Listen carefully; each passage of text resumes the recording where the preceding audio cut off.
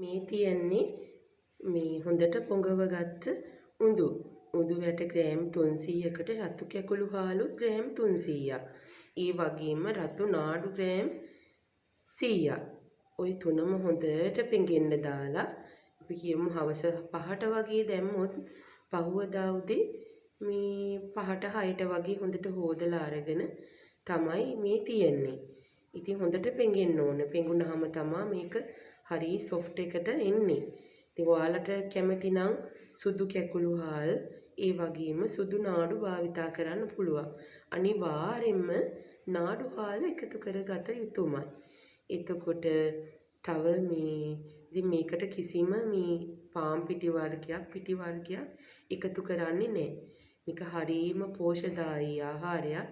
ශක්තිය වඩවන දරුවන්ට එහෙම මේ උළුඳු කියන්නේ දෙකම එකයි. ඉතින් මේක නිතරම භාවිතයට ගන්න පුළුවන්. කිසිම මේ අහිතකරයක් නැහැ. ඒ වගේම මේ හරිම පෝෂදායී ආහාරයක්. ටික බෙන්ඩර් ජග් එකට දාගෙන හොඳට සිහින්ව අඹර ගන්න. ටික දාගන්න. කැට ගතිය නැති වෙන්න හොඳට සිහින්ව අඹර ගන්න. බෙන්ඩර් ජග් එකට දාලා හොඳට බෙන්ඩ් කරගන්න.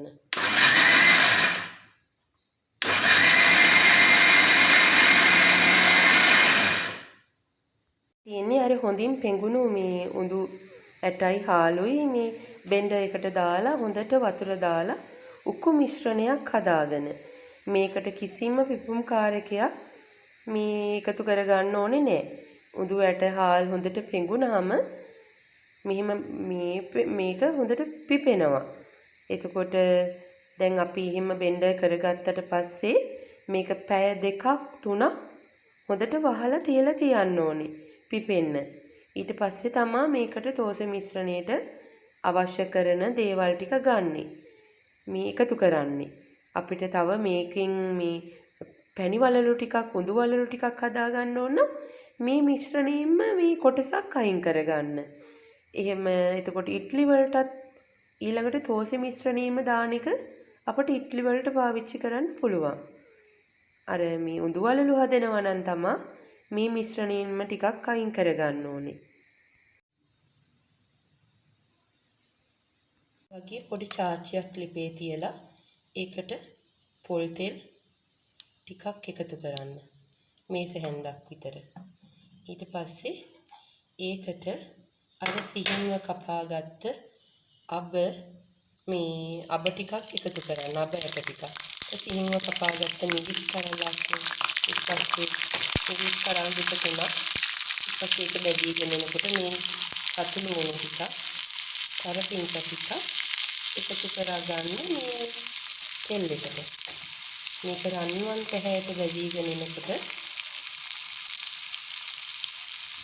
මේ වෙලාවේ හොඳට අර මේ පිටි මිශ්‍රණේ පිපිලා තියෙනවා.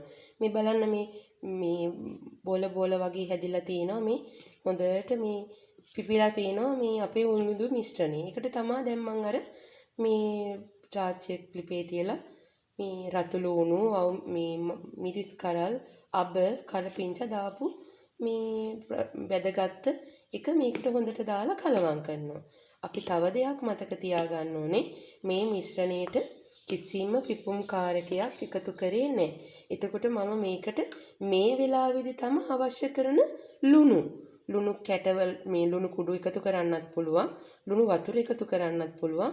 මේ වෙලාවේ තමයි ලුණු වතුර ටික එකතු කරගන්නේ. මොකද අපිට මේ පිපෙන්න අවශ්‍යයි නම් හොඳට ලුණු එකතු කරන්න නරකයි. මොකද පිපුම් කාරක භාවිතා කරන්නේ නැහෙනේ. ඒ හින්දා දැන් මේක හොඳට කලවම් කරලා මේ තියලා මේ අපට අවශ්‍ය කරන තෝස ටික හදාගන්න පුළුවන්. මේකම මේ අපට පුංචි කප් වලට දාලා ස්ටීම් එකට දාලා ඉඩ්ලි ටිකකුත් හදාගන්න පුළුවන්. හරි. ෆෑන් එකක් ලිපේ තියලා අපි මේකේ පොල් තෙල් ටිකක් ගා ගන්නවා හොඳට. හොඳට පොල් තෙල් ටිකක් ගා ගන්න ඕනේ. රත් වෙන්න ඇරලා. ඉතින් අපි මේ අර රත් කරගත්ත ෆෑන් එකට මේ තෙල් ටික ගාලා ඊට පස්සේ අපේ මේ පිටි මිශ්‍රණය අපි මේකට දානවා.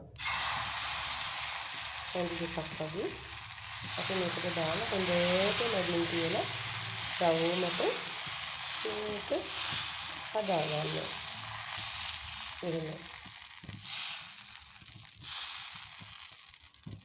ඊපස්සේ අපි මේකේ මේ පේනවනේ මේ බබල්ස් හැදෙනවා මේ අපිට හොඳට අපි මේක දැන් වහ ගන්නවා.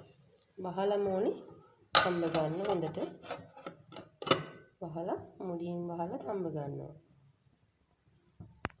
මේ තමයි ටෝස් එකේ අවසානය. ඉතින් මේ බලන්න හරි ලස්සනට තියෙන හැටි මේ හිල් හැදිලා හරීම මෙලකයි මේක. උදේට හැදුවාම හවස 2-3 වෙනකනුත් මේ මෙලකට හොඳට තියෙනවා. මොකද කිසිම දෙයක් මේ භාවිතා කරලා නැහෙනේ. පිපුම් කාරක නැහැ. එතකොට පාම් පිටි නැහැ. හරිම මේ රසයි වගේම ගුණයි.